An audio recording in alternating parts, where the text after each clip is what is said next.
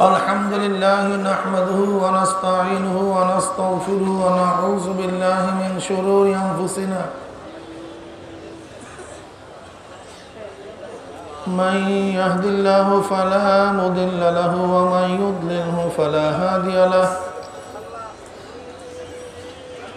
ونشهد أن لا إله إلا الله وحده لا شريك له ونشهد أن محمدا عبده ورسوله أما بعد فأعوذ بالله من الشيطان الرجيم بسم الله الرحمن الرحيم يا أيها الذين آمنوا صلوا عليه وسلموا تسليما اللهم صل على سيدنا شفيعنا حبيبنا محمد صلى الله عليه وسلم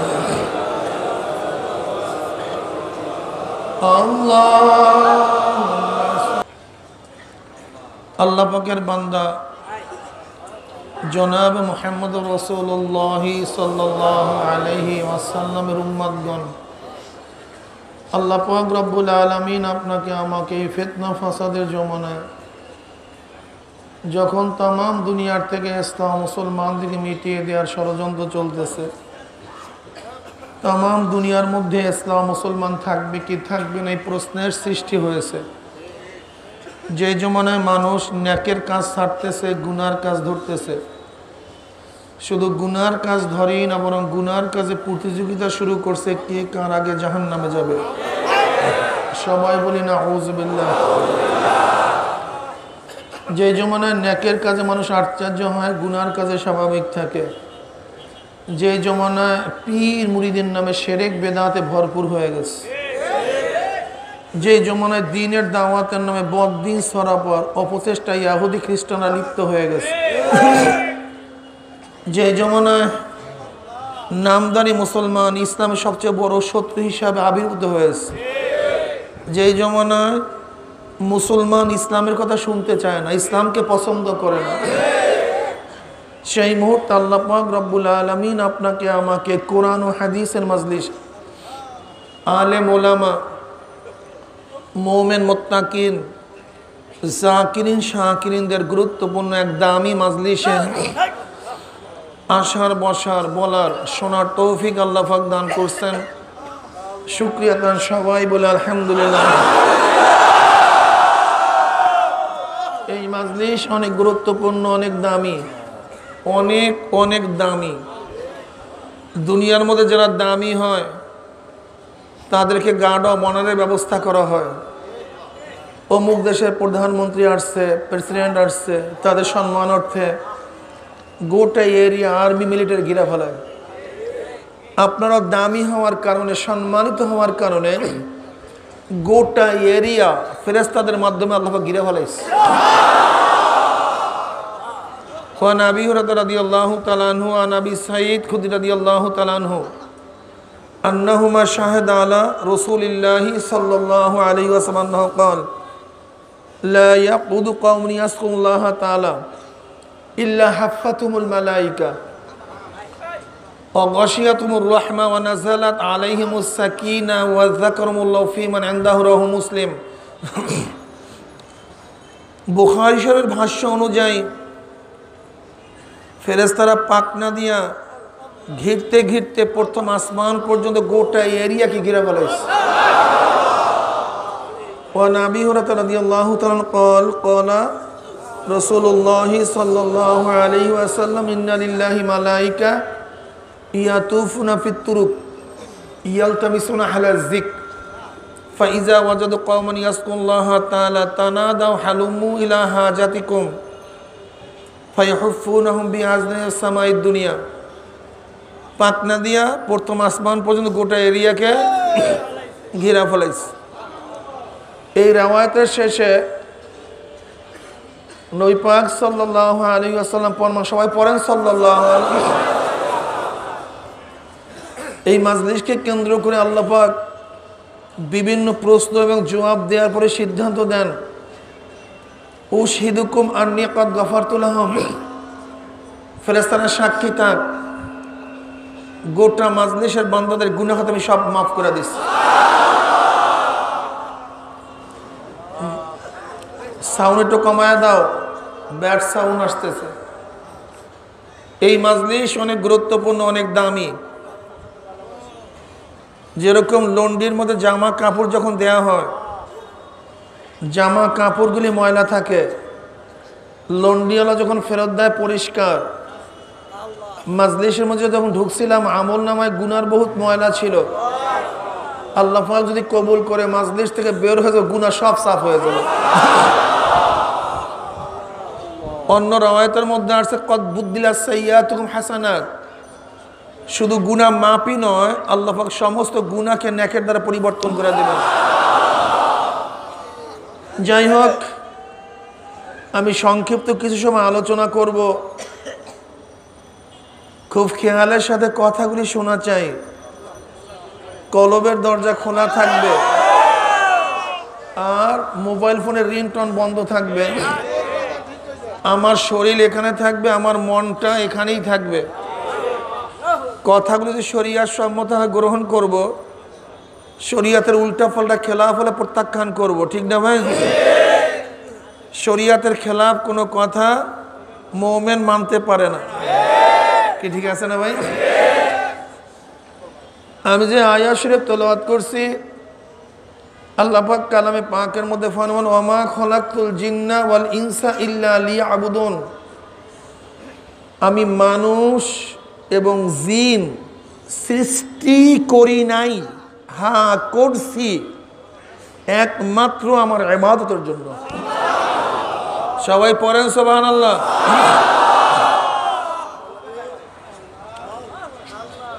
একবার সুবহানাল্লাহ পড়বেন তো আমল নামায় 1000 নেকি লেখা হয়ে যাবে। একবার সুবহানাল্লাহ পড়বেন তো আমল নামার থেকে 1000 গুনাহ ঝরে যাবে।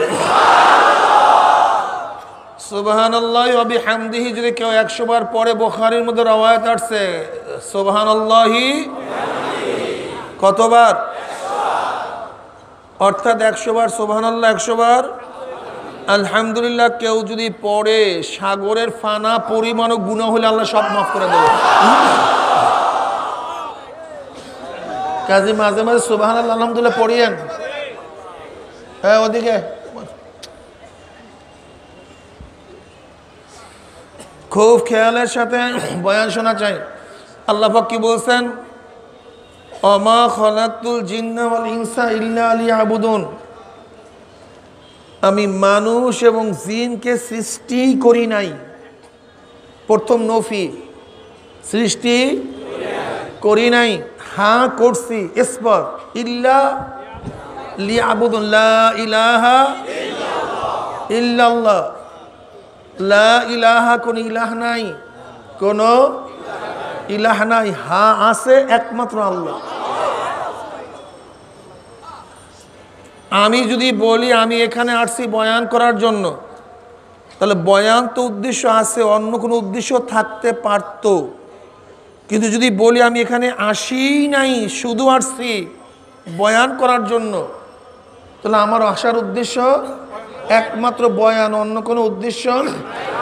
যদি আল্লাহ পাক বলতেন খলাকতুল জিন্না ওয়াল ইনসা লিয়াবুদুন, আমি মানুষ এবং জিনকে সৃষ্টি করছি ইবাদতের জন্য, তাহলে ইবাদতটা একটা উদ্দেশ্য আছে, অন্য কোনো উদ্দেশ্য থাকতে পারত। কিন্তু কিভাবে বলছেন? আমি মানুষ এবং জিনকে সৃষ্টি করি নাই, করছি একমাত্র ইবাদতের জন্য। তাহলে মানুষের সৃষ্টির উদ্দেশ্য ইবাদত, দ্বিতীয় কোনো উদ্দেশ্য নাই। দ্বিতীয় কোনো আবেদের দুইটা শেখ, দুইটা অংশ, এক হলো পুরুষ আর এক হলো মহিলা, ঠিক না? পুরুষ মহিলা। পুরুষদের উপরও যে ইবাদত ফরজ, মহিলাদের উপরে একই ইবাদত ফরজ, দুই একটা ব্যতিক্রম। তাও তাদের শারীরিকের জন্য। এছাড়া সব ইবাদত পুরুষদের জন্য, মহিলাদের জন্য কি। আবার যেই নবীর মাধ্যমে শরীয়ত পাইছে সেই নবীর উপরেও ইবাদতগুলি ফরজ। বরং আবেদের উপরে, সাধারণ মুসল্লি মোমেনদের উপরে যে ইবাদত ফরজ তা তো নবীর উপরে আছেই, বর্ধিত নবীর উপরে অনেক ইবাদত যা ওয়াজিব, যা আমাদের জন্য ওয়াজিব না। কথাটা বুঝাতে পারি না? আমাদের জন্য তাহাজ্জুদ পড়া ওয়াজিব না, কিন্তু নবীর জন্য তাহাজ্জুদ পড়া ওয়াজিব। কথাটা বুঝাতে পারছি? আমরা তো মালের মালিক হই, কিন্তু নবী আলাইহিস সালাম কোনো মালের মালিকই ছিলেন না। আমাদের উপর ঈমান আনা ফরজ, নবীর উপরেও ঈমান আনা ফরজ। ওয়া আশহাদু আন্না মুহাম্মাদান আবদুহু ওয়া রাসূলুহু পড়েন। একে বলছে আল্লাহর নবী, তার খুতবা। ওয়া আশহাদু আন্না, নাশহাদু আন্না না, তিনি বলতেছেন, আল্লাহ নবী বলতেছেন ওয়া আশহাদু আন্না। আরে ভাই চুপ করেন। ওয়া আশহাদু আন্না মুহাম্মাদান আবদুহু ওয়া রাসূলুহু, আমি সাক্ষী দিচ্ছি। কে বলতেছে? আল্লাহর নবী। ওয়া আশহাদু আন্না মুহাম্মাদান আবদুহু ওয়া রাসূলুহু, আমি সাক্ষী দিচ্ছি মুহাম্মদ আল্লাহ পাকের গোলাম এবং তার রসুল। তার নবীর দুইটা অংশ, একটা হল নবীর জাত আর তার সিফাত। নবীর জাত অবয়ব, তিনি মুহাম্মদ, এক সত্য এক ব্যক্তি। তার সিফাত তার রসুল, সে কি তার সত্তার উপরে, তার নফসের উপরে, তার নিজের উপরেও তার নবুয়তের সাক্ষী দেওয়া তার জন্য ওয়াজিব। তার সত্তাকে স্বীকার করতে হবে, হ্যাঁ মুহাম্মদ সে আল্লাহর কি রসুল এবং তার গোলাম, তার আব। বুঝেন? লা ইলাহা ইল্লাল্লাহ পড়া যেরকম উম্মতেরও ফরজ, নবীর উপরে একই ফরজ।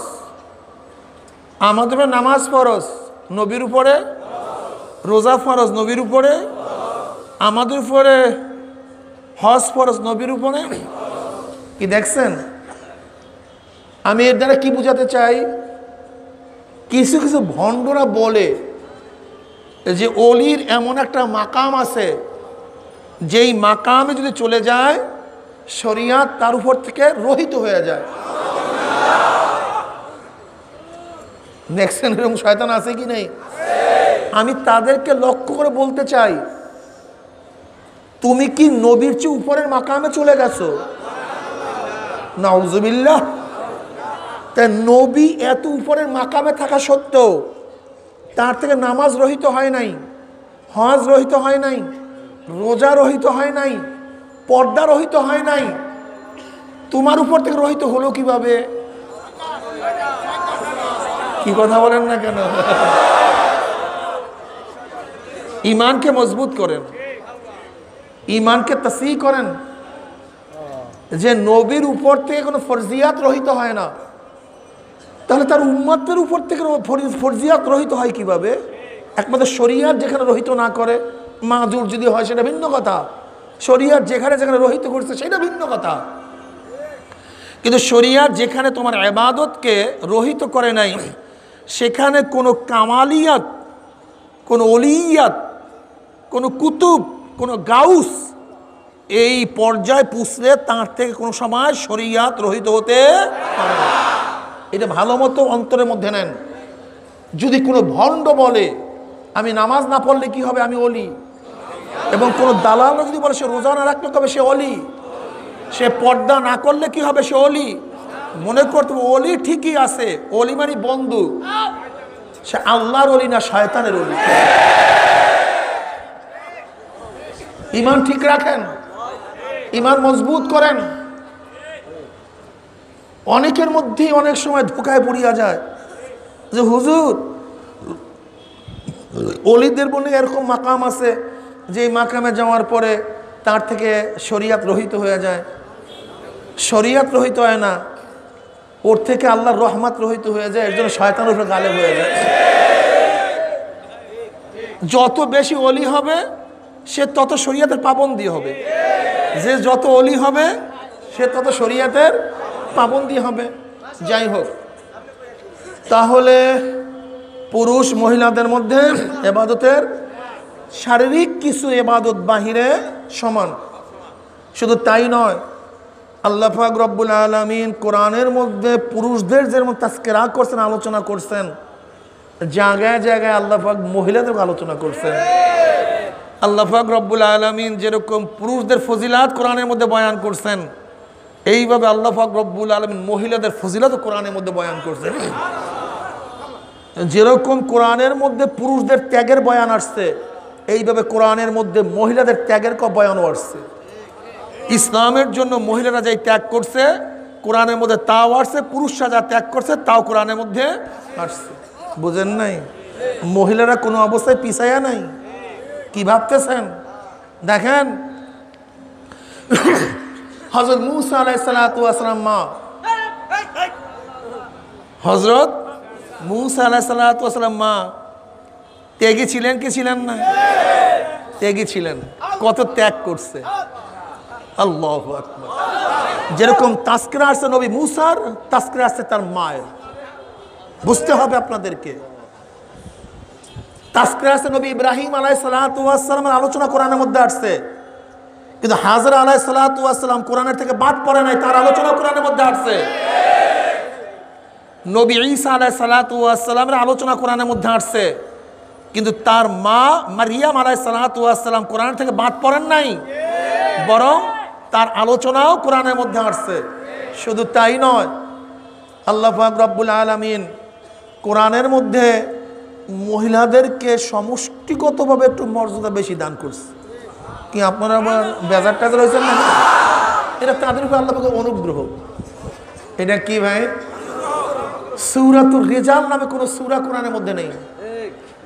সূরাতুর রিজাল পুরুষের সূরা বলতে কোরআনের মধ্যে নাই, কিন্তু সূরাতুন নিসা নামে আল্লাহ পাক কোরআনের মধ্যে সূরা নাজিল করে দিয়েছেন, মর্যাদা বাড়ায় দিয়েছে। কোরআন স্বজন প্রীতির মধ্যে নাই। দেখো, আম্মাজান খাদিজার নামে কোনো সূরা কোরআনের মধ্যে নাজিল হয় নাই।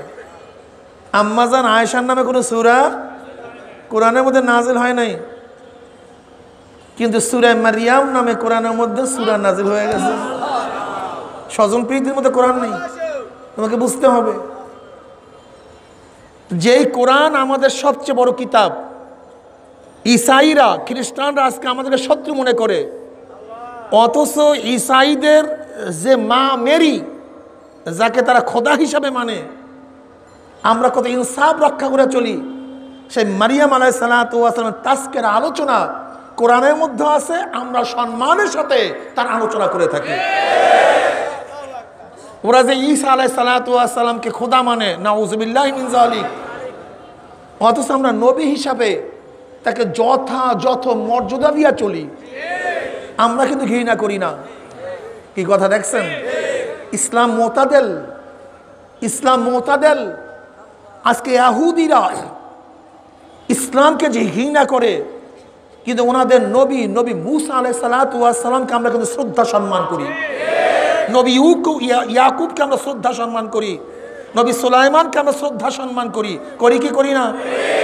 আমরা কিন্তু তাদেরকে কোনো অবস্থায় শ্রদ্ধা সম্মান কম করি না, অথচ আমার নবীকে ঘৃণা করতেছে। ইসলাম বুঝতে হবে, ইসলাম কত সুন্দর, ইসলাম কত যৌক্তিক এক ধর্ম, যা চিন্তাও করা যায় না। যাই হোক, পুরুষটা ইসলামের জন্য ত্যাগ করছে, মহিলার ইসলামের জন্য ত্যাগ করে নাই। কোরআনের মধ্যে পুরুষদের অপবাদের কথা আসছে, আবার মহিলাদের অপবাদের কথা আসে নাই। যেরকম কাফের বেঈমানরা নবী মূসা আলাইহিস সালাতু ওয়াস সালামকে অপবাদ দিছে, আল্লাহ পাক রব্বুল আলামিন তার অপবাদ থেকে নিষ্কৃতি দেওয়ার জন্য সাক্ষী নিয়ে আসছেন একজন মহিলাকে। ওরা অপবাদ দিয়েছে নবী ইউসুফকে, আল্লাহ পাক রব্বুল আলামিন বাচ্চার মাধ্যমে তার বারাত ঘোষণা করছেন। ওরা অপবাদ দিয়েছে মারিয়াম আলাইহিস সালাতু ওয়াস সালামকে, আল্লাহ পাক রব্বুল আলামিন নবজাত বাচ্চার মুখে কথা ফুটাইয়া তার বারাত ঘোষণা করছেন। যেরকম অপবাদ আসছে পুরুষদের উপরে, অপবাদ আসছে মহিলাদের উপরেও।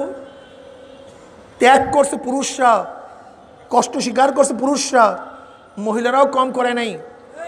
হযরত মুসা আলাইহিস সালাতু ওয়াস সালাম, ইব্রাহিম আলাইহিস সালাতু ওয়াস সালাম, ঈসা আলাইহিস সালাতু ওয়াস সালাম, বহুত নবীরা ত্যাগ করছেন, শহীদ হয়েছেন।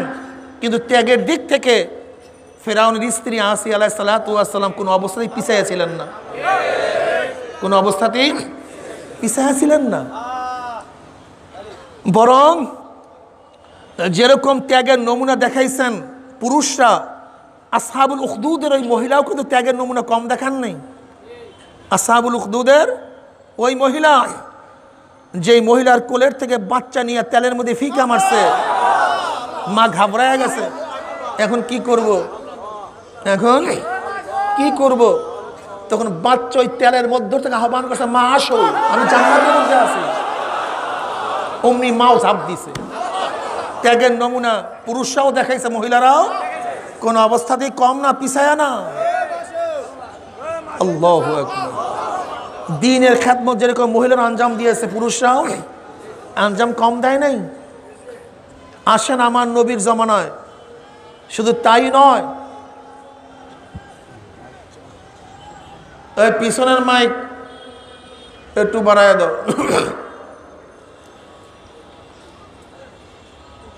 দেখেন, শুধু তাই নয়, আমার নবীর সাগরেদ যেরকম পুরুষরাও হয়েছিল, মহিলারাও হয়েছিল। পুরুষরাও হিজরাত করছে, মহিলারাও হিজরাত করছে। শিয়াবে আবু তালেবের মধ্যে, শিয়াবে আবু তালেবের মধ্যে পুরুষরা 3 বছর অবরুদ্ধ ছিল। কয় বছর? সেখানে কিন্তু মহিলারও পিছায়া ছিল না, তারাও তাদের সাথে ছিল। ওরে খোলা, মহিলাদের স্তন্য শুকায়া গেছে। বাচ্চারা যখন স্তন্যের মধ্যে টান মারছে, খানা নাই, পানি নাই, কোথার থেকে আসবে দুধ? বাচ্চাগুলি ঠাট্টা মারিয়া চিল্লান দিছে, চিল্লাইতেছিল। কিন্তু তারপরও তারা ইসলাম ছাড়েনি, ইমান ছাড়ে নাই। শুধু তাই নয়, আমার মা বোনদের ত্যাগের কথা কি বলবো। ইসলামের জগতে সর্বপ্রথম শাহাদাতের মর্যাদা কোনো পুরুষ অর্জন করতে পারে নাই, বরং ইসলামের জগতে শাহাদাতের মর্যাদা প্রথম অর্জন করছে এক মহিলা, যার নাম সুমাইয়া রাদিয়াল্লাহু তাআলা আনহা। কথা বুঝাতে পারছি? কি ভাবছেন কি মহিলাদের ত্যাগের কথা? যেরকম ত্যাগ করেছিলেন মুসলমান পুরুষরা, সেইভাবে ত্যাগ করছে মুসলমান মহিলারা। এই যে মুহাজির উম্মে কায়েস, যার নাম কায়েলা, স্পষ্ট বলছে মুহাজির উম্মে কায়েসকে, হিজরাত করো, আমি মুসলমান হয়ে মদিনায় চলে যাই, আমাকে বিবাহ করার ইচ্ছা থাকলে হিজরাত করে চলে আসো, ইসলাম গ্রহণ করবা তো আসি, নাই নাই ভাগো। কি বুঝছেন কি? আনাস রাদিয়াল্লাহু তাআলা আনহুর আম্মাজান উম্মে সুলাইম রাদিয়াল্লাহু তাআলা আনহাকে তলহা রাদিয়াল্লাহু তাআলা যখন প্রস্তাব দিয়েছিলেন, আমি তোমাকে বিবাহ করতে চাই, বলে ইসলাম গ্রহণ করো আগে, এরপর কথা বলো। ভাবছেন কি? মুসলমান মহিলারা ইসলামের জগতে কম খেদমত করে বদরের ময়দানে। যেরকম পুরুষরা লড়াই করেছে, মহিলারাও পুরুষদের খেদমতের মধ্যে মগ্ন ছিল। শুধু তাই নয়, যখন পতাকা পড়ে গেছে, আম্মাজান আয়েশা সিদ্দিকা রাদিয়াল্লাহু তাআলা ওড়না দিয়ে সেই পতাকা আবার দ্বিতীয়বার উড্ডয়ন করেছে। আপনি কি জানেন উহুদের ময়দানের অবস্থা কি? উহুদের ময়দানে জনাবে মুহাম্মদ রাসূলুল্লাহ সাল্লাল্লাহু আলাইহি ওয়াসাল্লামকে যখন শয়তান সরাইয়া দিয়েছে, কুতিলা মুহাম্মদ দুনিয়ার থেকে বিদায় হয়ে গেছে, তখন ওই মহিলা এসে কি বলছে? চাই না শুনতে তোমার আমার স্বামী মারা গেছে, আমার বাবা মারা গেছে, আমার ভাই মারা গেছে, না আমার ছেলে মারা গেছে, এই সমস্ত কিছুই শুনতে চাই না, বলো আমার নবী কেমন আছে। দেখছেন মোহাব্বতের অবস্থা কি? যেরকম মোহাব্বত করেছিল পুরুষরা, এইভাবে মোহাব্বত করেছে মহিলারা। উহুদের ময়দানে জনাবে মুহাম্মদ রাসূলুল্লাহ সাল্লাল্লাহু আলাইহি ওয়াসাল্লাম যখন দান মোবারক শহীদ অবস্থায় পড়ে আছেন, উম্মে সুলাইম ও হযরত উম্মে হাবিবা রাদিয়াল্লাহু তাআলা আনহা তিনি বারবার ওড়না পুরাইতেছেন, কাপড় পুরাইতেছেন, ওই খাজুর গাছের ওই সমস্ত হুগলাগুলি পুরাইতেছেন, আর দাঁতের মধ্যে দিতে আসেন, পানি ঢালতেছেন, খেদমত করতেছিলেন। শুধু তাই নয়, খন্দকের ময়দানে মুসলমানরা খন্দক নিয়ে ব্যস্ত, সমস্ত মুসলমান মেয়ে এবং বাচ্চাগুলি মদিনার মধ্যে ছিল। সেখানে ডিউটিতে ছিল হাসান রাদিয়াল্লাহু তাআলা, হাসান বিন সাবিত রাদিয়াল্লাহু তাআলা আনহু। এক ইহুদি গুপ্তচর আসছে মুসলমানদের হালাত জানার জন্য। হযরত সাফিয়া রাদিয়াল্লাহু বললেন, দেখেন তো খসখসের আওয়াজ পাওয়া যাইতেছে, কোনো গুপ্তচর আসছে কিনা। হযরত হাসান বিন সাবিত রাদিয়াল্লাহু বলতেছে, আমার ভয় লাগতেছে, আমি যাইতে পারবো না। হযরত সাফিয়া রাদিয়াল্লাহু তাআলা আনহু ঘরের থেকে বড় এক লাঠি নিয়ে বের হয়ে বললেন, যিনি আমার পেয়ারা নবী পাক সাল্লাল্লাহু আলাইহি ওয়াসাল্লাম ফুফি ছিলেন, ইহুদিকে চিরতরে জাহান্নামে পাঠায় দিস, চিরতরে একবারিতে জাহান্নামে পাঠায় দিস। ও যদি ওই মুহূর্তে সাফিয়া রাদিয়াল্লাহু তাআলা আনহা ওই কাজ না করতেন, তাহলে ইসলামের পুরাপুরি ইতিহাস অন্যদিকে ডাইভার্সন হয়ে যেত। ভূমিকা কম পালন করেন নাই, অনেক করছেন। এ তো আগেকার জমানার কথা বলতেছি। রাশিয়া যখন কুড়া কমিউনিস্টরা বিপ্লব করে ফেলাইছে, সেই রাশিয়ায় উজবেকিস্তান, কাজাকিস্তান, তাসকান, সামারকান, বোখারা, এই সমস্ত এরিয়ায় 72 বছর পর্যন্ত কোরআন শরীফ পাওয়া যায় নাই, লাইব্রেরিতে কিনতেও পাওয়া যায় নাই। সেই মুহূর্তেও আমার মা বোনরা দিনের দাওয়াত থেকে পিছনে ছিলেন না, তারা ভিতরে ভিতরে দিনের দাওয়াত দিয়ে দ্বিতীয়বার 72 বছর পরে সে ইসলামকে বিজয় করছেন। মা বোনের কি মনে করে, বাদ দাও তুমি আগেকার কথা। ব্রিটিশ এদের শোষণ করার পরে যখন চাকরি চর থেকে শুরু করে খায়বার পর্যন্ত প্রত্যেকটা গাছের মধ্যে একজন আলেমকে ফাঁসিতে ঝুলানো হয়েছিল, ইসলামকে গড়বড় করে ফেলাইছে। এরপরও বাংলাদেশের এই বাংলার মধ্যে 80,000 মাদ্রাসাকে ভুলুণ্ঠিত করা হয়েছিল। বাংলার মধ্যে আসাম, ত্রিপুরা, ক্যালকাটা, বাংলাদেশ আর দিল্লির মধ্যে 1000 মাদ্রাসাকে ভুলুণ্ঠিত করা হয়েছিল। যখন ইসলামের বাতি নিবিনিব অবস্থায়, এরপর আজকে বাংলাদেশ বলেন গোটা পাক উপমহাদেশের মধ্যে এত মাদ্রাসার পিছনে কাদের খ্যাতমত বেশি জানেন? আমার মা বোনদের খ্যাতমত বেশি। পুরুষদের চেয়ে মা বোনদের খ্যাতমত অনেক বেশি। তারা পাকাবার আগে এক মুষ্টি চাউল আগে ওলামাদের জন্য তোলাবার জন্য রাখতেন, তারপর নিজের সংসারের জন্য পাক করতেন। নিজেদের খাদ্যের মধ্যে থেকে লজিন রাখতেন তোলাব ওলামাদের জন্য, এরপরে তারা খানা খাইতেন। শুধু তাই নয়, আজকে বাংলাদেশের মধ্যে যত আলেম দেখেন, এর মধ্যে সিংহভাগ আলেম হওয়ার পিছনে অবদান আমার মা বোনদের। সিংহভাগ। তারা বাচ্চা জন্ম হওয়ার আগে নিয়াত করে, মাওলা হে আমাকে একটা ছেলে দিলে আমি মাদ্রাসায় পড়াবো। 80% বর্তমান যুগেও আলেম হওয়ার পিছনে সবচেয়ে বড় অবদান আমার মা বোনদের। কথা বুঝাতে পারছি? এর জন্য বর্তমান জমানায় আমার মা বোনরা ইসলামের সবচেয়ে বড় ভূমিকা পালন করতেছে। আমার বিশ্বাস, জানি না কি হয় না হয়, আজ হোক কাল হোক, যদি বাংলাদেশে একদিন ইসলাম বিজয় হয়, তার প্রধান ভূমিকায় থাকে আমার মা বোনেরা। তার প্রধান ভূমিকায় থাকবে আমার মা বোনেরা। আমার জানা মতে চরমনার অনেক বখাটে মুরিদ যারা একসময় বখাটে ছিল, তাদের হেদায়েতের পিছনে সবচেয়ে বেশি অবদান ছিল আমার মা বোনদের।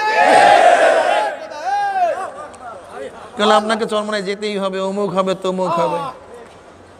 মা জাতি ঠিক, গোটা দুনিয়া ঠিক। মা জাতি নষ্ট, গোটা দুনিয়া নষ্ট। এর জন্য পাশ্চাত্যরা মহিলাদেরকে ধ্বংস করার চক্রান্তে লিপ্ত। আমরা আমার মা বোনদেরকে আখলাক এবং চরিত্র দান করার জন্য আমরাও ব্যস্ত। কি কথা ঠিক আছে না? আলহামদুলিল্লাহ। ওমা খলাকতুল জিন্না ওয়াল ইনসা ইল্লা লিয়াবুদুন। আমাদেরকে আল্লাহ পাক সৃষ্টি করছেন কেন? ভুলে গেছেন এর মধ্যে। কিসের জন্য? আসমান জমিন চন্দ্র সূর্য তারকা গাছ মাছ কেন সৃষ্টি করেছেন আল্লাহ পাক নিজেই বলেন খুলিকা লাকুম মা ফিল আরদি জামিয়া, সব তোদের জন্য তোরা আমার জন্য। বলেন সবাই সুবহানাল্লাহ।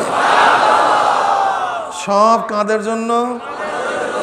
সব আমাদের গোলাম। আমরা কি রাজি আছেন গোলামি করতে? সব কাদের গোলাম? আর আমরা কার গোলাম? প্রমাণ কি? সব আমার খুলিকা লাকুম মা ফিল আরদি জামিয়া, সব তোদের জন্য আর তোরা শুধু আমার জন্য। দেখেন গোটা দুনিয়ার মধ্যে যদি একজন মানুষও না থাকে, ভালো মতো শোনেন বুদ্ধিমানরা, আল্লাহ নেয়ামত পেয়ে শুধু নাফরমানি করতে আছে। গোটা দুনিয়ার মধ্যে একজন মানুষও যদি না থাকে, একজন মানুষও গোটা দুনিয়ার মধ্যে নাই, আসমানে কোনো ক্ষতি হবে? কারণ আসমানের জন্য আমরা না, আমাদের জন্য আসমান। এর জন্য আমরা না থাকলে আসমানের ক্ষতি নেই, কিন্তু আসমান না থাকলে গোটা দুনিয়ার মধ্যে একজন মানুষও না থাকলে সূর্যের কোনো ক্ষতি আছে? সূর্য না থাকলে ক্ষতি কি? একজন বাঁচবই না। গাছপালা তরুলতা কিচ্ছুই থাকবে না সূর্যের আলো না পাইলে। আমাদের জন্য সূর্য, সূর্যের জন্য আমরা না। আমরা না থাকলে সূর্যের ক্ষতি নেই, কিন্তু সূর্য না থাকলে গোটা দুনিয়ার মধ্যে একজন মানুষ যদি না থাকে, বাতাসের কোনো ক্ষতি আছে? বাতাস না থাকলে বুঝেন? আচ্ছা, গোটা দুনিয়ার মধ্যে একজন মানুষও নাই, পানির কোনো ক্ষতি আছে? পানি না থাকলে গোটা দুনিয়ার মধ্যে একজন মানুষও না থাকলে গরু ছাগল মহিষ ভেড়া কোনো ক্ষতি, সব জংলা হয়ে যাবে। কিন্তু গরু না থাকলে কোথায় দুধ পাবেন? গোশ কোথায়? কি দিয়ে হাল চাষ করবেন? গোটা দুনিয়ার মধ্যে একজন মানুষও না থাকলে মাছের কোনো ক্ষতি নেই। মাছ না থাকলে খাবেন কি? গোটা দুনিয়ার মধ্যে একজন মানুষও না থাকলে তৈলের খনির কোনো ক্ষতি, কথা বলেন না কেন? মানুষ না থাকলে তৈলের খনির, কিন্তু তৈল না থাকলে, এই গাদা নেমো খারাম নাস্তিকের গোষ্ঠী, এই একটা প্রশ্নের জবাব দাও। আমি 5টা প্রশ্নের জবাব চাই না, শুধু আমাকে একটা প্রশ্নের জবাব দাও। মাটির উপর থেকে 4000 ফিট নিচে তৈল, 3000 ফিট নিচে তৈল। তৈলের প্রয়োজন গোটা দুনিয়ার যত মাখলুকাত আমরা দেখি, কোন মাখলুকাতের তৈলের কোনো প্রয়োজন নেই, একমাত্র কার? আচ্ছা, তৈলের খনি বুঝলো কিভাবে? তৈলের খনি বুঝলো কিভাবে? মানুষরূপী একদল জীব দুনিয়াতে আসবে, যারা ট্রেন বানাবে, প্লেন বানাবে, ইঞ্জিন বানাবে, তাদের তৈলের প্রয়োজন। কাজে আমার খনির মধ্যে তৈল সৃষ্টি করতে হবে। এইটা তৈলের খনি জানলো কিভাবে? এই একটা প্রশ্নের জবাব দাও। তৈলের খনি জানে না, জানছে কে? তৈলের খনির জানার প্রয়োজন নাই, বরং যে খালেক তার মাখলুক মানুষকে বানাইছে, সেই খালিকই জানে মানুষের কি প্রয়োজন। আচ্ছা বলেন তো, গোটা দুনিয়ার মধ্যে স্বর্ণের কোনো প্রয়োজন মানুষ ব্যতীত অন্য কোনো মাখলুকের প্রয়োজন আছে? তা স্বর্ণের খনি জানলো কিভাবে? স্বর্ণের খনি জানলো কিভাবে? মানুষরূপী একদল মানুষ দুনিয়াতে আসবে, যারা জিওর বানাবে, স্বর্ণ ব্যবহার করবে। কাজে আমার খনির মধ্যে স্বর্ণ সৃষ্টি করতে হবে, এটা স্বর্ণের খনি জানলো কিভাবে? রূপার খনি জানলো কিভাবে? লোহার খনি জানলো কিভাবে? যে মানুষ মেশিন বানাবে, ট্রেন বানাবে, লঞ্চ বানাবে, প্লেন বানাবে, বিল্ডিং বানাবে, কাজে লোহার প্রয়োজন। লোহা কি তোর বাবাই সৃষ্টি করছে? তোর দাদা, তোর বিজ্ঞানী বাবা, তোর গুরু সৃষ্টি করছে, নাস্তিক গুরু। হ্যাঁ, একটা খালেক, আর সনে আবিষ্কারক। খালেক কাকে বলা হয়? আবিষ্কারক কাকে বলা হয়? দেখবেন বিজ্ঞানীরা কি বলে, তৈলের খনি সৃষ্টি হয়েছে না আবিষ্কার হয়েছে? কথা বলেন। গ্যাসের খনি সৃষ্টি হয়েছে না আবিষ্কার হয়েছে? ডায়াবেটিসের ঔষধ সৃষ্টি হয়েছে না আবিষ্কার হয়েছে? ব্লাড প্রেশার ঔষধ। তার মানে আগের থেকেই ছিল, জানতাম না, মাত্র জানছি। তৈলের খনি আগের থেকেই জানতাম না, মাত্র খোঁজ পাইছি। গ্যাসের খনি আগের থেকেই জানতাম না, মাত্র খবর পাইছি। এই গাছের পাতার মধ্যে তোর অসুখ হওয়ার আগে, তোর ডায়াবেটিসের রোগ আবিষ্কার করার আগেই আল্লাহ পাক রব্বুল আলামিন সৃষ্টির প্রথম থেকেই এই গাছের মধ্যে ডায়াবেটিস ঔষধ সৃষ্টি করে দিয়েছেন, কিন্তু আমরা জানতাম না।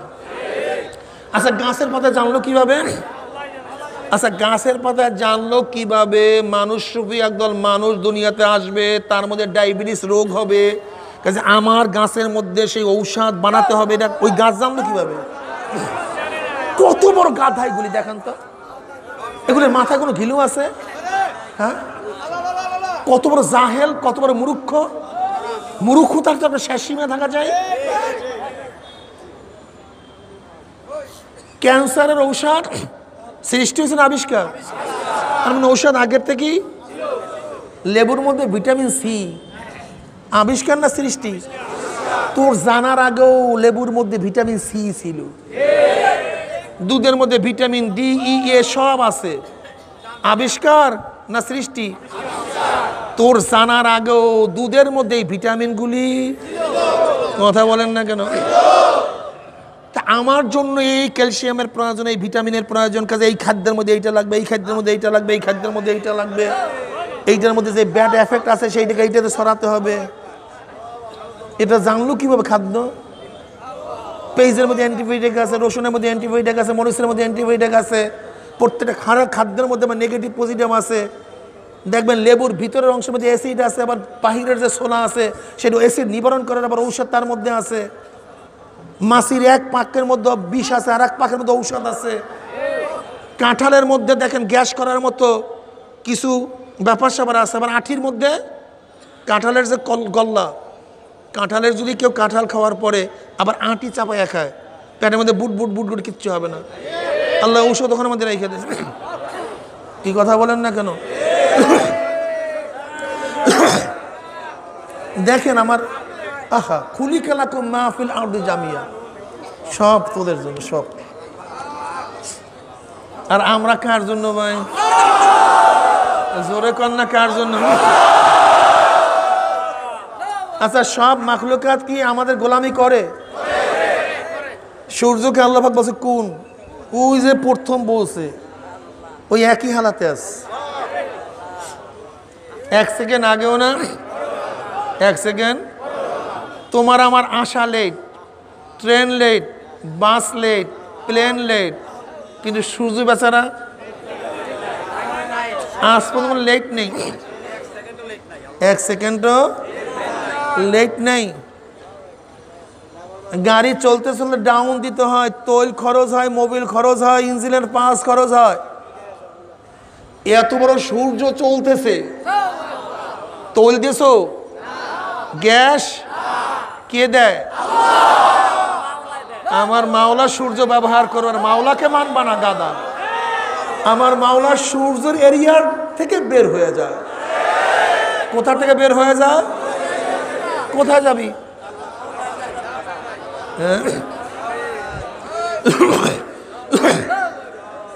আল্লাহুল্লাযী রাফা'আস সামাওয়াতি বিগাইরি আমাদিন তারাউনাহা। আজকে এই তাঁবু উঠাইতে কত বাঁশ, কত খরচ, অথচ আসমান এত উঁচা করিয়া ফেলাইছে যার মধ্যে কোনো খুঁটি নেই। আল্লাহ কাছে কোন উঁচা হয়ে থাক, আসমান উঁচা হয়ে রয়েছে। কে করছে? ও নড়াচড়াও করে না। আল্লাহ পাক সূর্যকে যে হুকুম করছে, সূর্য মানুষের তারকাকে যে হুকুম করছে, এক একটা তারকা সুবহানাল্লাহ দুনিয়ার চেয়ে 9 কোটি গুণ বড় সূর্য, 13 লক্ষ গুণ, 13 লক্ষ গুণ বড় সূর্য। ওই সূর্যের উপরে যেই তারকাগুলি, সেই তারকাগুলি সূর্যের চেয়ে কোটি কোটি গুণ বড়। তার উপরে যেই তারকাগুলি তার চেয়ে কোটি কোটি গুণ বড়। আবার স্থির না, চলতে থাকে। দেখেন না ওই 7 তারা, ধ্রুব তারা, দেখছেন না? ওই 7 তারা ঘুরতে থাকে, একবার এই পাশে, এই পারে, এই পাশে যায়। দেখছেন অবস্থা? এত বিশাল বিশাল তার উপরে ঘুরতে আছে, একটার সাথে একটা টক্কর লাগে না, আল্লাহ লাগায় না। এখনো বলছে টক্কর লাগিস না। অনুফিকা ফিস সূরি ফাতাতুনা আফওয়াজা, যখন টক্কর লাগাবার হুকুম দেবে তোরা রাখতেও পারবি না। হ্যাঁ, আমার মাওলা পাক রব্বুল আলামিন এই উর্দু আসমানের মধ্যে কত ঘটনা ঘটায় রাখছে, তার কোনো শেষ নাই, কোনো সীমা নাই। কত তফকা পার হইয়া, রিফাইন হইয়া সূর্যের আলো দুনিয়ার মধ্যে আসে। যদি ডাইরেক্ট আলো আসতে সমস্ত মানুষ মারা যাইত। অনেকগুলি রং, যাই হোক, এগুলি আপনাদের সায়েন্সের ব্যাপার, আমাদের ব্যাপার না। এর মধ্যে কোনোটা ক্ষতিকারক, কোনোটা উপকারকারক। এগুলি রিফাইন করার জন্য আল্লাহ পাক রব্বুল আলামিন আসমানের মধ্যে বহুত বহুত পদ্ধতি সৃষ্টি করিয়া রাখছে। আমার মাওলা পাক রব্বুল আলামিন পাহাড় দ্বারা জমিনকে প্যারাক লাগাইয়া দিছে। জমিন কম্পন সৃষ্টি করিস না, মাঝে মাঝে একটু নাড়াচাড়া দিয়া দেখায়। ভাব বেশি করবি তো একেবারে কারবার শেষ করে দেব। কি কথা ঠিক না? আজকে পাহাড় দিয়া প্যারাক করিয়া রাখছে, কিন্তু একদিন এমন হবে, ইজা জুলজিলাতিল আরদু জিলজালাহা ওয়া আখরাজাতিল আরদু আসকালাহা ওয়া ক্বালাল ইনসানু মা লাহা। একদিন সিংহায় ফুকের সাথে সাথে সমস্ত পাহাড়গুলি পেজা তুলার মতো উঠতে থাকবে, খবরও থাকবে না তোমাদের, কই যাও। আমার মাওলা পাক রব্বুল আলামিন তোমার জন্য আমার জন্য বিছানাকে কত সুন্দর ফরাসের মতো বিছায়া রাখছে। কত ডিজাইনের মাটি, কত ডিজাইনের ফল, কত ডিজাইনের মাওলায় খাদ্য বানায় রাখছে। আল্লাহ পাক রব্বুল আলামিন এক এক জায়গার জন্য এক একটা ফসল বানায় রাখছে। সব জায়গায় সবাই মুহতাজ হয়ে যায়, কেউ যেন মুহতাজবিহীন না থাকে। কি কথা ঠিক না? আল্লাহ পাক রব্বুল আলামিন এক এক জায়গায় এক একটা বানাবার কারণটা কি? কেউ যদি মুহতাজিয়াত থেকে গাফেল না হয়ে যায়। তোরা কেউ স্বয়ং সম্পূর্ণ না, স্বয়ং সম্পূর্ণ কে? আমার মাওলা। আমার মাওলা পাক রব্বুল আলামিন সমুদ্রগুলি বানাইছে। এই সমুদ্রের মধ্যে গবেষণা করলো, মানুষ পরেশান হয়ে যায়। বারমুডা ট্রাঙ্কালের মধ্যে আল্লাহ পাক কি সৃষ্টি করিয়া রাখছে, আজ পর্যন্ত কোনো বিজ্ঞানের আবিষ্কারই করতে পারে নাই। 2 সাগরের পানি চলতে থাকে, কিন্তু এক সাগরের পানির সাথে আর এক সাগরের পানির সাথে আল্লাহ পাক পর্দা করিয়া দিছে। মারাজাল বাহরাইনি ইয়ালতাকিয়ান। আল্লাহু আকবার। আমার মাওলা পাক রব্বুল আলামিন তোমার জন্য কত নিয়ামত তৈরি করেছে। ওয়া ইন তাউদ্দু নি'মাতাল্লাহি লা তুহসুহা। হিসাব করিয়া নিয়ামত কোনোদিন শেষ করতে পারবা না। দেখো আমার মাওলা পাক রব্বুল আলামিন তোমার জন্য কত নিয়ামত তৈরি করছে। গাবি আল্লাহ পাক তৈরি করছে, গাবির গোশের মধ্যে আল্লাহ পাক স্বাদ লাগাইয়া দিছে। আবার দুধের মধ্যে আল্লাহ পাক স্বাদ লাগাইয়া দিছে। আবার দুধকে আল্লাহ পাক কিভাবে সৃষ্টি করছে, আহারে, রক্তের মধ্য থেকে, গোবরের মাঝখান থেকে সেই দুধ তোমার সামনে আমার সামনে হাজির করে, যার মধ্যে গোবরের কোনো গন্ধ নাই, রক্তের কোনো রং নাই, অথচ আমার সামনে তোমার সামনে গরু খাইতেছে ঘাস ভুসি খৈল কুটা, কিন্তু ভিতর থেকে কোন মেশিনে এত সুন্দর রিফাইন করিয়া দুধ তোমার সামনে আমার সামনে হাজির করছে। মাওলা গেছিল না, ওরে নেমো খারাম, ওরে নেমো খারাম, কত বড় নেমো খারাম। এরপরে একটা গাভীর বাচ্চা বান্ধিয়া রাখো। গাভীর বাচ্চা না একবার শোয় আর একবার দাঁড়ায়, হাম্বা খুঁয়ার ডাক মারে। মনে হয় যেন গাভীর বাচ্চারা বসে, মা গো আমার গলা শুকায় গেছে, আমার জিভটা শুকায় গেছে, আমাকে এক চুমুক দুধ দাও, আর সহ্য করতে পারি না। আমার গাভীটা ডাক দিয়া বলে, আমার বাচ্চা, মাওলায় আমাদেরকে বনি আদমের জন্য বানাইছে, এই বনি আদম খাইয়া লইয়া যতটুক থাকবে তা খাইয়া মাওলা শুকরিয়া আদায় করবি। গাভীর বাচ্চাকে দুধ না খাওয়াইয়া আমার মাওলায় তোমাকে আমাকে দুধ খাওয়াইলো, এই দুধ খাইয়া যারা আমার মাওলার হুকুম মানবি না, আমার মাওলায় ও ছাড়বে না। আল্লাহ। আবার দেখো গোশের মধ্যে আমার মাওলা কত সুন্দর স্বাদ লাগাইয়া দিছে। রানের গোশে এক ধরনের স্বাদ, সিনার গোশে ভিন্ন ধরনের স্বাদ, কলিজার মধ্যে অন্য স্বাদ, ঘাড়ের মাঝে ঘাসের গোশে ভিন্ন স্বাদ, মগজের মধ্যে অন্য স্বাদ, আমার ভুঁড়ির মধ্যে ভিন্ন স্বাদ। আমার মাওলা পাক রব্বুল আলামিন ষাঁড়ের গোশের মধ্যে এক ধরনের স্বাদ, আবার হালি গরুর মধ্যে ভিন্ন স্বাদ, আবার ভেড়ার মধ্যে অন্য স্বাদ, ছাগলের মধ্যে ভিন্ন স্বাদ, দুম্বার মধ্যে অন্য স্বাদ, মোরগের মধ্যে এক ধরনের মজা, মুরগির মধ্যে অন্য ধরনের মজা, ডিমের মধ্যে অন্য মজা, তেলাপিয়া এক ধরনের মজা, রুই মাছের ভিন্ন মজা, কাতল মাছে অন্য মজা, কই মাছে ভিন্ন মজা, শিং মাছে অন্য মজা, আবার ইলিশ মাছে ভিন্ন মজা, সাগরের মাছে ভিন্ন ধরনের মজা। আমের মধ্যে কত ধরনের জাত, কত স্বাদ। ন্যাংরা আমের মধ্যে এক ধরনের মজা, ফজলির মধ্যে ভিন্ন মজা, গোপাল ভোগের মধ্যে অন্য মজা, আবার রাজভোগের মধ্যে ভিন্ন মজা।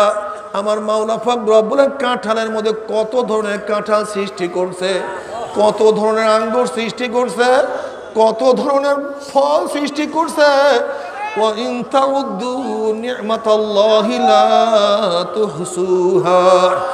আমার মাওলার এত নেয়ামত খাইয়া লইয়া যারা আমার মাওলার হুকুম মানবি না,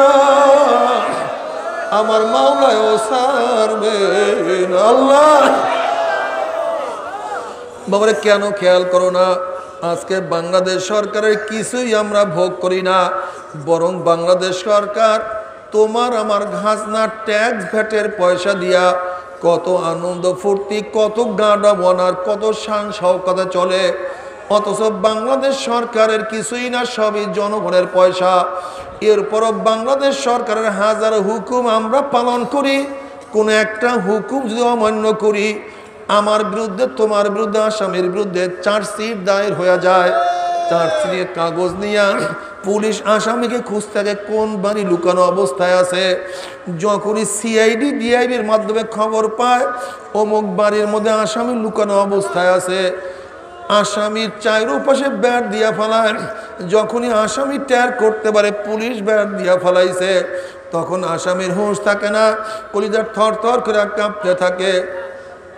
দরজা জানালা যখনই ফাঁক করে তখনই পুলিশ বন্দুক উঁচা করে বলে, খবিজ এতদিন সরকারের হুকুম মানো নাই, আজকে আর সরকারের হুকুম না মানিয়া কোনো উপায় নাই।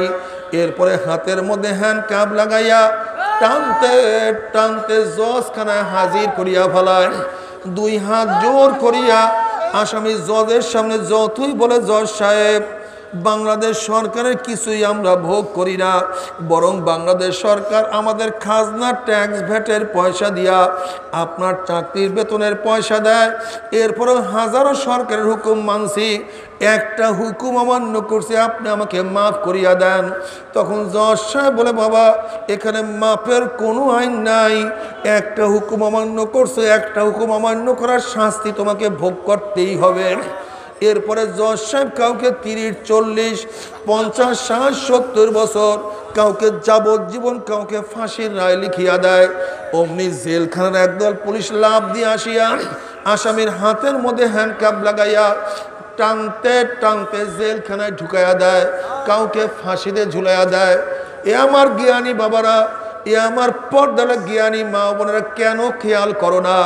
যদি সরকারের কোনো কিছু ভোগ না করিয়াও সরকারের হুকুম অমান্য করলে তোমাকে জেলে থাকতে হয়, ফাঁসিতে ঝুলতে হয়। তার আমি প্রশ্ন, আসমান কার? সূর্য কার? চন্দ্র কার? গাছ কার? আমার মাওলার চন্দ্র, আমার মাওলার সূর্য, আমার মাওলার গাছ, আমার মাওলার মাছ। আমার মাওলার চক্ষু, আমার মাওলার জবান, আমার মাওলার হাট, আমার মাওলার লাঞ্চ, আমার মাওলার কিডনি, আমার মাওলার হাত, আমার মাওলার পা, আমার মাওলার এত নিয়ামত ভোগ করিয়াছে, আমার মাওলার উপর মানবা না, আমার মাওলা ও সারবে। বসেন।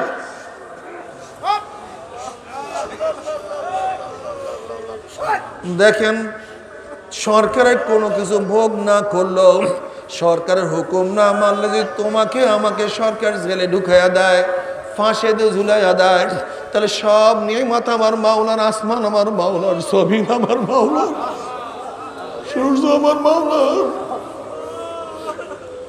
সবই তো আমার মাওলার। আমার মাওলার হায়াত ভোগ করতে আছি, আমার মাওলার প্রতি সেকেন্ডে বাতাস টানতে আছি, আমার মাওলার প্রতি সেকেন্ডের বাতাস দিয়ে আমি জিন্দা রয়েছি।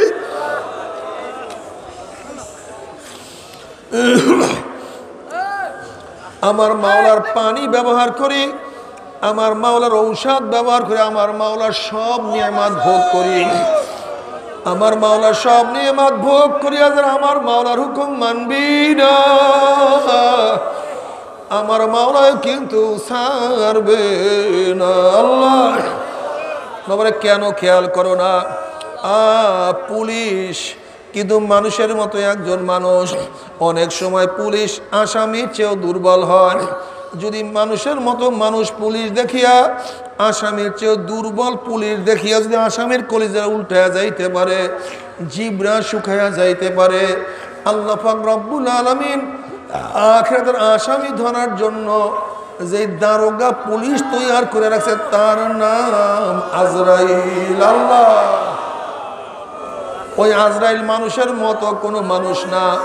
আজরাইলের অবস্থা কেমন হবে? নাফরমান বদমাশ বেঈমান যখন মৃত্যুর বিছানায় আছাড় খাইয়া পড়িয়া যাবে, হঠাৎ স্বপ্নের মধ্যে দেখতে পারবে জাহান্নামের দরজা টাস টাস করে খুলিয়া গেছে, জাহান্নামের আগুন ধাউ দাও, আবার বসেন, জাহান্নামের আগুন ধাউ দাও ধাউ দাও করে জ্বলতে আছে। আজরাইলের মাথা আসমানে, পাও তার জমিনে, এক হাত মাশরিকি আর এক হাত মাগরিবে, নীল রঙের দিঘির মতো বড় বড় দুইটা চক্ষু, তার সমস্ত শরীরের মধ্যে লম্বা লম্বা কালো কালো পশম, আবার সমস্ত পশমের গোড়া দিয়া শুধু আগুনের ঝিলকি বাইর হইতে। আল্লাহ তুমি মাফ করিয়া দাও। বাবারে, বিপদ দেখলে মানুষের হুঁশ থাকে না। যেরকম উঁচা কোনো বিল্ডিং এর নিচের তলায় আগুন লাগলে কে কার আগে বের হবে, পারাপারি করতে গিয়ে মানুষ বেশি মারা যায়। কোনো লঞ্চ ডোবা শুরু করলে কে কার আগে বের হবে, পারাপারি করতে গিয়ে মানুষ বেশি মারা যায়। যদি কোনো মানুষের সামনে বাঘ পড়িয়া যায়, মানুষের হুঁশ থাকে না। যখন নাফরমান বদমাশ বেঈমান আজরাইলকে দেখবে, নাফরমানের হুঁশ থাকবে না, রুডা থর থর থর থর করে কাঁপতে থাকবে। করুণ দৃষ্টিতে আজরাইল আলাইহিস সালাতু ওয়াস সালামের দিকে রুডা তাকায়া থাকবে, বলবে ভাই আজরাইল, আমার বয়স তো মাত্র 16, আমার বয়স তো মাত্র 18, আমি তো মাত্র ম্যাট্রিক পরীক্ষা দিলাম, আইয়ে ভর্তি হইলাম। এই ছাত্র জীবনে তুমি আমার সামনে হাজির হয়ে যাবে, আমি কোনোদিন বুঝতেও পারি নাই। আমি ভাবছিলাম বিসিএস ক্যাডার হব, আমি সচিব হব, প্রধান বিচারপতি হব, প্রধান সেনাপতি হব, আমার গুলশান বনানীতে বাড়ি থাকবে, আমার কত সম্মান ইজ্জত হবে। কিন্তু ছাত্র জীবনে তুমি আমার সামনে হাজির হয়ে যাওয়া আমি কোনোদিন কল্পনাও করতে পারি নাই। এ আমার মেট্রিকের ছাত্র বাবারা, 9-এর ছেলেরাও কে দুনিয়ার থেকে বিদায় হয় নাই। এ আমার 9-এর ছাত্র বাবারা, 8-এর ছেলেরাও কে দুনিয়ার থেকে বিদায় হয় নাই। ভাই আজরাইল, আমি মারা গেলে আমার বাচ্চা এতিম হইয়া যাবে, ওদের মুখের মধ্যে কে খানা তুলিয়া দিবে? আমার বাচ্চা বড় হওয়ার সুযোগ দিয়া দাও। ভাই আজরাইল, কোটি টাকা খরচ করিয়া বিল্ডিং করছি, একটা রাত্র থাকার সুযোগ দিয়া দাও। ভাই আজরাইল, পরীক্ষা দিছে, আগামীকাল রেজাল্ট বের হবে, একটু রেজাল্ট শোনার সুযোগ দিয়া দাও। ভাই আজরাইল, ধূপ খোলা ময়দানের মাহফিলে গিয়া নিয়াত করছিলাম নামাজ আর কাজা করব না, রোজা আর ছাড়ব না, দাড়ি আর কাটবো না, ইয়াবার পান করব না, গাঁজা আর সেবন করব না। মদের মধ্যে আর চুবুক দেব না, নামাজ আর কাজা করব না। এই তওবা করব করব করতে করতে তুমি আমার সামনে হাজির হয়ে গেছো, আমাকে একটু তওবা করার সুযোগ দিয়া দাও। আল্লাহর কসম সারা রাত্র ঘুমাবো না, সারা রাত্র ইবাদত করব, সারাদিন কিছুই খাইব না, সারা দিন আমি রোজা রাখবো। বন্ধু বান্ধবের আড্ডার প্রশ্নই আসে না। আমি সারাদিন কোরআন তেলাওয়াত জিকির আজকারের মধ্যে লিপ্ত হইয়া যাব। ওয়া কুম মিনাস সলিহিন, আমি নেককার আল্লাহওয়ালা হইয়া যাব। আমাকে একটু তওবা করার সুযোগ দিয়া দাও। আজরাইল আলাইহিস সালাতু ওয়াস সালামের খবিস আমার মাওলা কি কালামে পাক উদাগি বলেন নাই, ওয়ালা ইউআখিরুল্লাহু নাফসান ইযা জাআ আজালুহা। আমি কাউর বাড়ির দরজায় নক করলে গোটা দুনিয়ার মানুষ আমাকে সরাইতে পারে না। আমি কাউর সামনে হাজির হইলে গোটা দুনিয়ার মানুষ আমাকে ভাঙাইতে পারে না। ওয়ালাউ কুনতুম ফি বুরুজিম মুশাইয়াদা, আসমানের বুরুজে গেলেও আমার থেকে কেউ ভাগতে পারে না। জমিনের নিচে চলিয়া গেলেও আমি সেখানে হাজির হইয়া যায়, আমার থেকে কেউ লুকাইতে পারে না।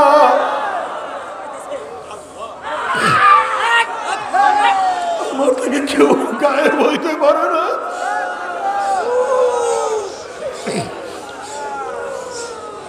আমি ধনীও বুঝি না, গরিবও বুঝি না, কে এতিম হবে, কে বিধবা হবে, কার কি থাকবে, কে কি থাকবে না, এটা আবার দেখার সময় নাই। আর তোকে সুযোগ দেওয়া হবে না। আজরাইল আলাইহিস সালাম গোসা হইয়া রুহুডার উপরে এমন যে থাবা মারবে, থাবার সরে কলিজার রং করে সিরিয়া সিরিয়া নিয়ে যাইবে। এই দুনিয়াতে আর তোমাকে আমাকে আর কেউ রাখতে পারবে না। বাবারা, আমাদের চরমোনাইতে একবারই একজনার মায়ের জন্য দোয়ার আয়োজন করছে, সমস্ত মানুষ সেখানে যাবে। ওই বাড়ির একটা ছেলে মাত্র 9-এ পড়ে, ও গোসল করার জন্য গেছে, অনুষ্ঠানে হাজির হবে। এই 2-1 মাস আগের ঘটনা। ও নদীর মধ্যে লাফ দিছে, বাস শেষ হয়ে গেছে, আর নদীর থেকে যেতে আসতে পারে না। কত ছাত্র 9-এর বড় অবস্থা দুনিয়ার থেকে বিদায় হয়ে গেছে। কত ছাত্র পরীক্ষায় যাওয়ার সময় দুনিয়ার থেকে বিদায় হয়ে গেছে। কত ছাত্র পরীক্ষার রেজাল্ট আনার জন্য রওনা করছে, প্রতিমধ্যেই দুনিয়ার থেকে বিদায় হয়ে গেছে। বাবারে, সময় নাই, জানা নাই, জানা নাই। ও যুবক,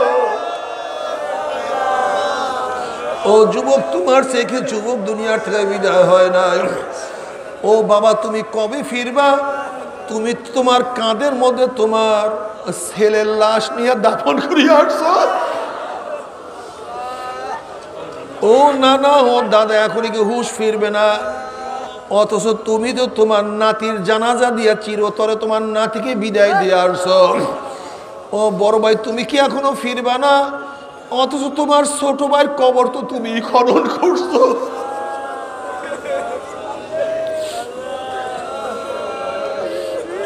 বাবারে,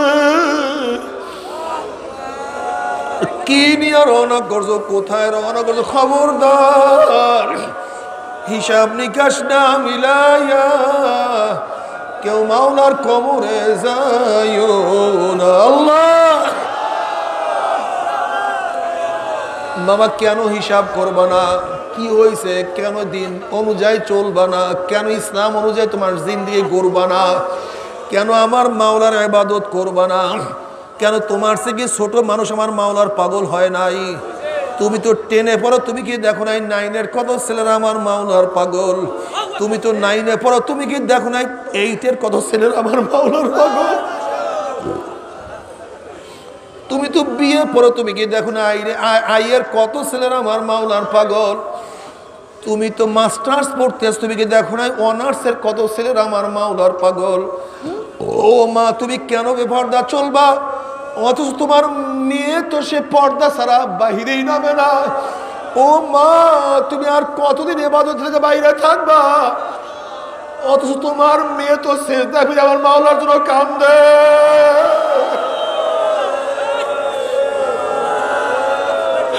ও দাদু, তুমি কি এখন আমার মাওলার পথ ধরবা না? অথচ তোমার নাতি তো আমার মাওলার ইবাদতের মধ্যে মগ্ন হয়ে গেছে, সে তো বোরখা ছাড়া কোনো অবস্থাতেই রাস্তায় বের হয় না। অথচ তুমি এত বুড়া হওয়ার পরও কেন বোরখা পরবা না, কেন ইবাদত করবা না? ও দাদা, তুমি এখনো কেন দাড়ি রাখবা না? অথচ তোমার নাতি কত সুন্দর দাড়ি রাখিয়া বলাইছে। ও না না, তুমি এখনো কি মাওলাকে সেজদা দিবা না? অথচ তোমার নাতি মাওলাকে সেজদা দিয়া চোখের পানি ফালাইয়া কত জমিন ভিজাইছে, তুমি কেন ইবাদত করবা না? আমার তো বুঝে আসে না। আল্লাহ, যদি মাওলাকে রাজি খুশি করিয়া মাওলার কবরে যাইতে পারো, যখন আল্লাহ পাকের বান্দা বান্দির কবরের সাথে নবী পাক সাল্লাল্লাহু আলাইহি ওয়াসাল্লাম কবরের সুরাং হয়ে যাবে, রাস্তা হয়ে যাবে, ফেরেশতারা প্রশ্ন মান হাজার রজুল, তখন যুবক জুয়ান বলবে ফেরেশতারা থাম, কিসের প্রশ্ন করছ? ওই ব্যক্তির প্রেমে পড়িয়া মাথা থেকে টুপি নামাই নাই, কত টিটকারি সহ্য করছি। ওই ব্যক্তির প্রেমে পড়িয়া দাড়ির মধ্যে পোষ লাগাই নাই, কত ইয়ার কি ফাইজলামি আমার দাড়ি ধরিয়া করা হয়েছে। ওই ব্যক্তির প্রেমে পড়িয়া লম্বা জামাও গাড় থেকে নামাই নাই, কত জামা ধরিয়া কত ফাইজলামি করা হয়েছে। ওই ব্যক্তির প্রেমে পড়িয়া স্ত্রী, ছেলে, ব্যবসা বাণিজ্য আমার নিজের জীবনের মায়া করি নাই। ও যে আমার নবী জনাবে মুহাম্মদুর রাসূলুল্লাহ সাল্লাল্লাহু আলাইহি ওয়াসাল্লাম, অমনি আমার মাওলা ডাক দেব সাদাকা আব্দি, আমার বান্দা একেবারে 100% সত্য কথা বলছে। ওয়া আফরুশুল ফরাশ মিনাল জান্নাহ ওয়া আলবিসু মিনাল জান্নাহ, আমার বান্দা বান্দির গায়ের মধ্যে জান্নাতের পোশাক লাগাইয়া দে, জান্নাতের বিছানা বিছাইয়া দে, জান্নাতের নাচ দিয়ে মতো যারা গোটা কবরটাকে ভরি, আল্লাহ তুমি কবুল করিয়া না। জান্নাতি মানুষের কবরের সময়টুকু মনে হবে আসর থেকে মাগরিব পর্যন্ত যেই পরিমাণের সময়, এই পরিমাণের সময় অনুভব হবে। এরপরে সিংহার মধ্যে ফুক হয়ে যাবে। যখনই সিংহার ফুকের আওয়াজ পাবে, আল্লাহ পাকের বান্দা বান্দি বলবে ভাই ফেরেশতা কিসের আওয়াজ? ফেরেশতারা বলবে কিয়ামাতিল কিয়ামা, কিয়ামত কায়েম হয়ে গেছে। তখন আল্লাহ পাকের বান্দা বান্দি বলবে ভাই ফেরেশতা, আল্লাহ আল্লাহ রসুল কোনোদিন মিথ্যা কথা বলতে পারে না, তারা তো বলছে এই মাত্র আমি কবরের মধ্যে হাজার হাজার বছর থাকতে হবে, কই এই মাত্রই তো আমি কবরের মধ্যে আসলাম, এর মধ্যে হাজার হাজার বছর চলিয়া কিভাবে চলিয়া গেল? তখন ফেরেশতারা বলবে আল্লাহ পাকের বান্দা বান্দি, অল্প সময় না, এই হাজার হাজার বছর চলিয়া গেছে, কিন্তু তুমি মাওলা কি এমন ভাবে রাজি খুশি করিয়া আসছো, আমার মাওলা পাক রব্বুল আলামিন তোমাকে এমন মজার মধ্যে মগ্ন করিয়া রাখছে, এই সময় তোমাকে অনুভব করার সুযোগ আমার মাওলায় দেয় না। আল্লাহ,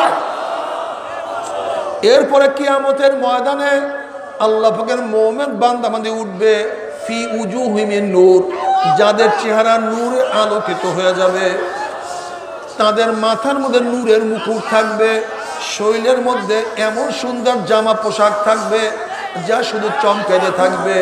শুধু তাই নয়, আল্লাহ পাকের মুমিন বান্দা বান্দির ব্যাপারে আল্লাহ পাক কালামে পাকের মধ্যে ফরমান, ইয়াউমা লা ইউখজিল্লাহুন নাবিয়্যা ওয়াল্লাযীনা আমানু মা নূরুহুম ইয়াসআ বাইনা আইদিহিম ওয়া বিআইমানিহিম ইয়াকুলুনা রাব্বানা আতমিম লানা নূরানা ওয়াগফির লানা ইন্নাকা আলা কুল্লি শাইইন কাদির।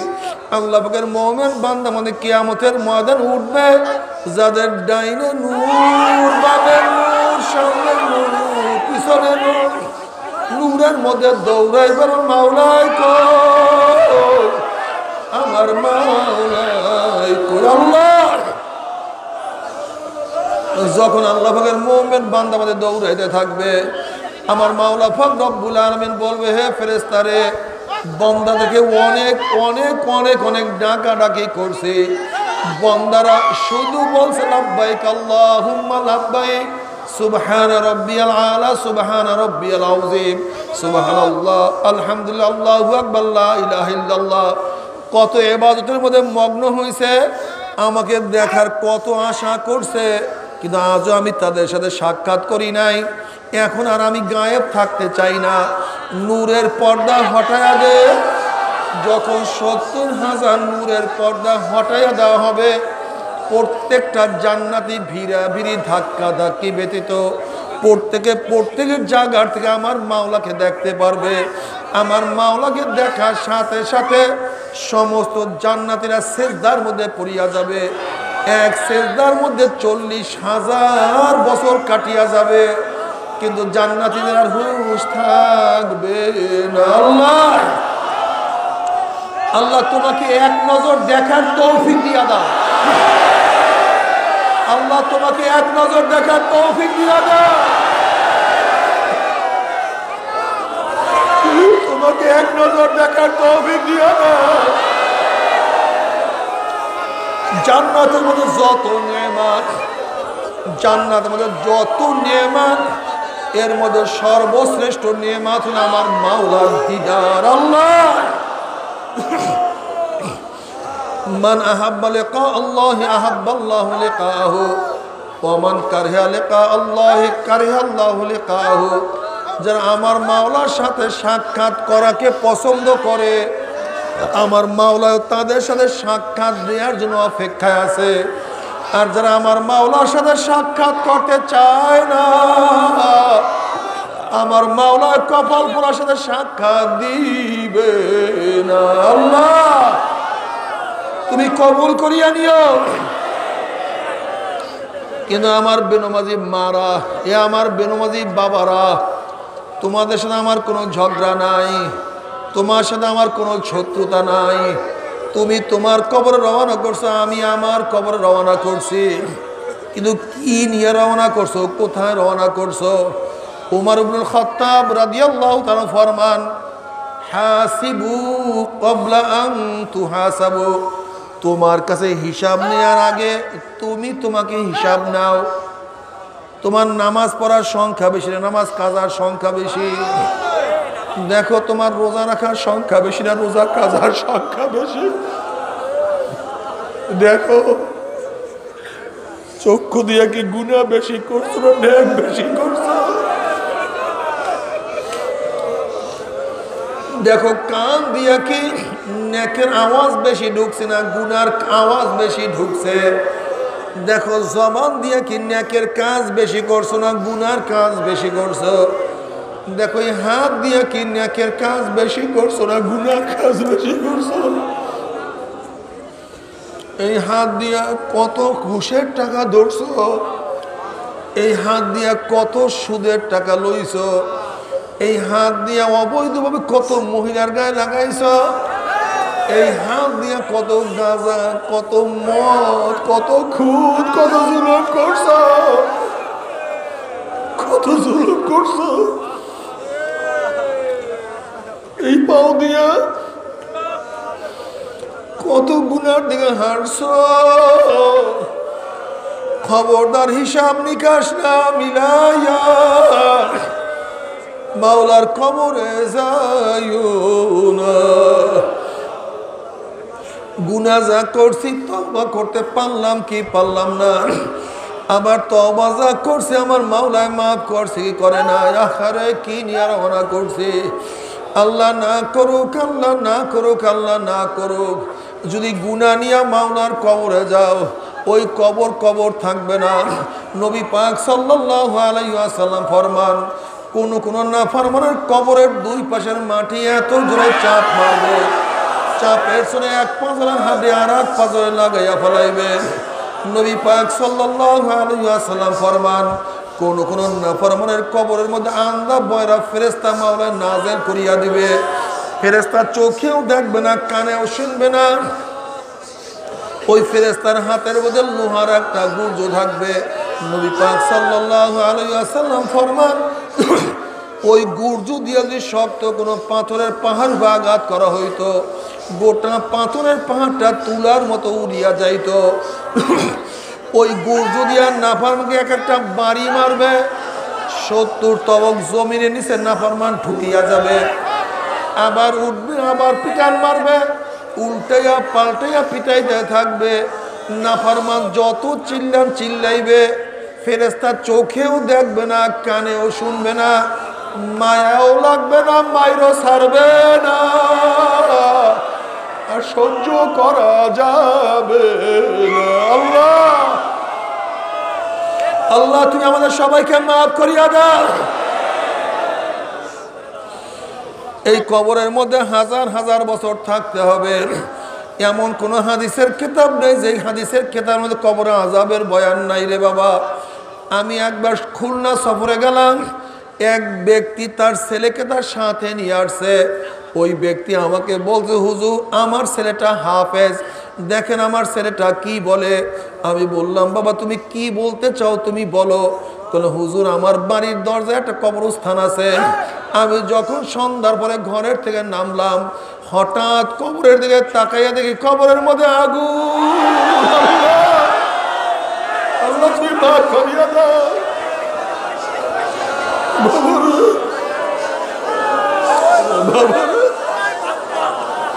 কি নিয়ে রওনা করছি, কোথায় রওনা করছি?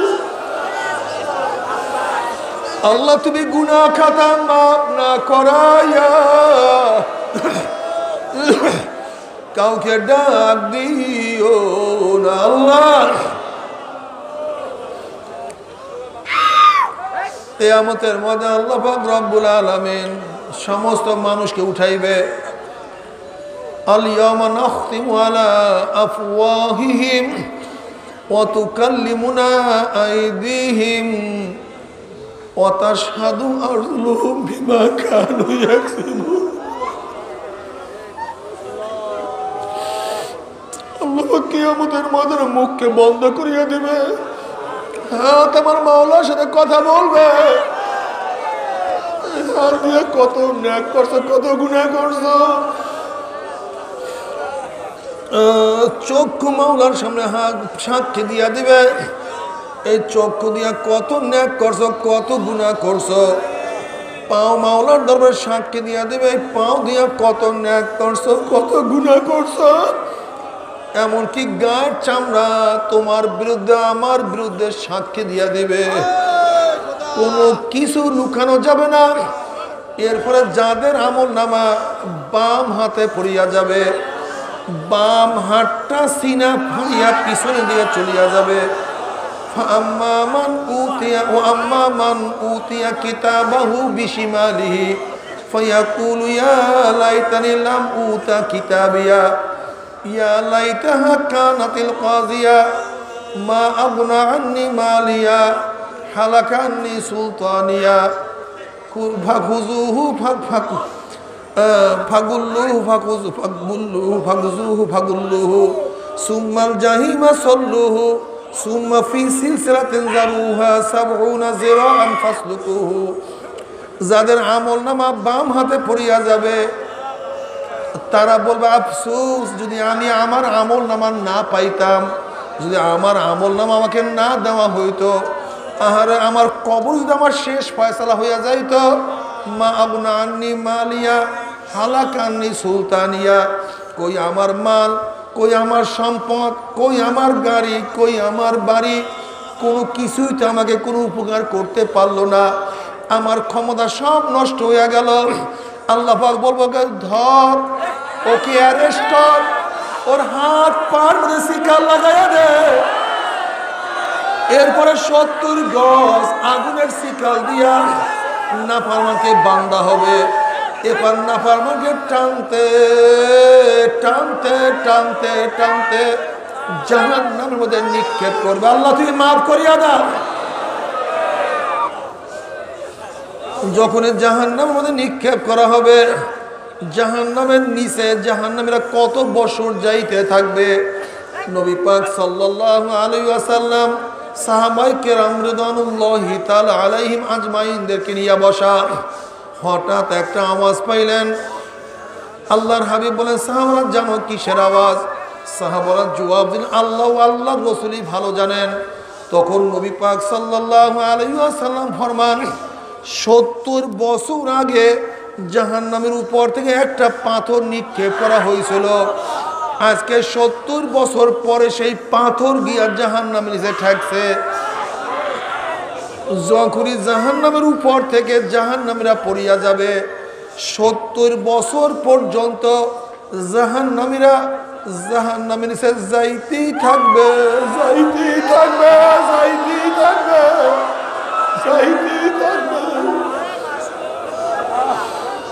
কুল কিনারা তো খুঁজিয়া পাবে না। আল্লাহ আল্লাহ তুমি আমাদের সবাইকে মাফ করিয়া দাও। জাহান্নামীদের অবস্থা কেমন হবে?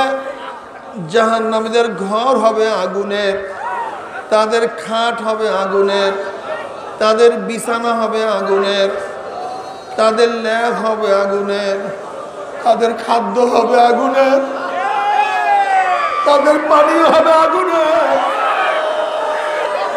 তোমরা সহ্য করতে পারবি? জাহান্নামের এক সেকেন্ড যাব, কেউ তো সহ্য করতে পারবো না। আল্লাহ, তবে মুমিন মুসলমান বলতে সবাইরই মনে চায় গুনার থেকে ফিরিয়া নেক আমল করিয়া মাওলার জান্নাতে কিন্তু সবাইরই যাইতে মনে চায়। গুনাহ নিয়ে মাওলার জাহান্নামে কাউরে কিন্তু যাইতে মনে চায় না। কিন্তু কেনই বা আমরা নেক আমল করতে পারি না, কেনই বা গুনার কাম ছাড়তে পারি না? এর মূল কারণ হলো আপনার এবং আমার পিছনে নফস এবং শয়তান লাগিয়া রইছে। এই নফস এবং শয়তান থেকে ফেরার জন্য যে কোনো একজন হক্কানি আল্লাহর ওলির হাতে হাত দিতে হবে রে বাবা। খবরদার, বর্তমান জমানায় পীর মুরিদের নামে ভেজাল, ব্যবসা, দলাদলি, হিংসা, হাসাদে পূর্ণ হয়ে গেছে।